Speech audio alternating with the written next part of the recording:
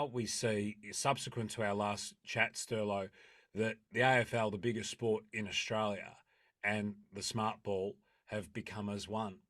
Tell us about that journey. I mean, it's so exciting as a footy fan that that tech is going to be used in Aussie rules. Tell us about that, mate, please.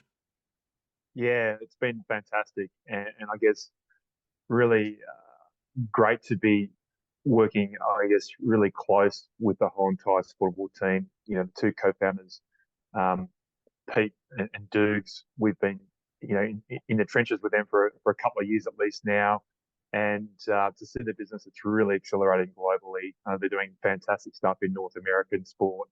They're already in the CFL, which Genius Sports, their main data provider, has helped facilitate that.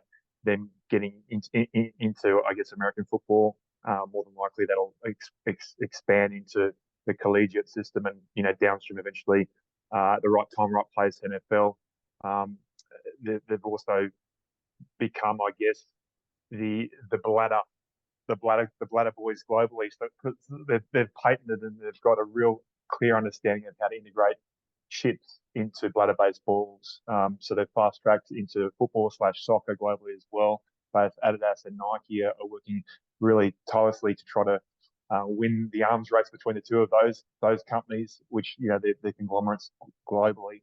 So that's fantastic, getting into football globally as well.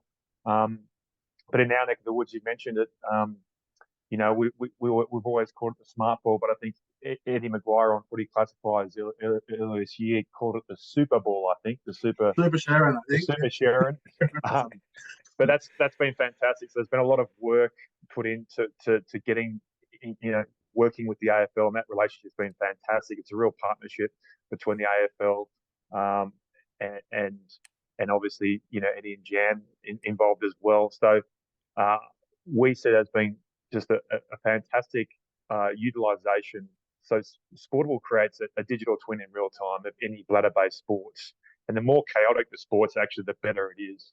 If you integrate that smart ball, the Super Ball, with the player chip, the data that's coming, effectively it creates, a digital twin of that sport in real time. So it's auto coding every single event of that game with hardly any latency, and so then there's a potential of augmenting the broadcast in real time.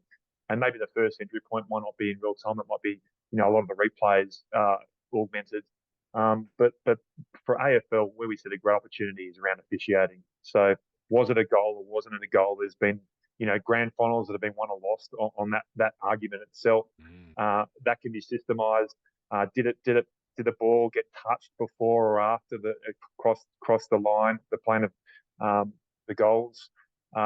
Did it carry 15 minutes, for instance? There's some really easy solutions that we see a Super Bowl being integrated into the game to help really objectively quantify what's going on from an officiating point of view. And that's just a start.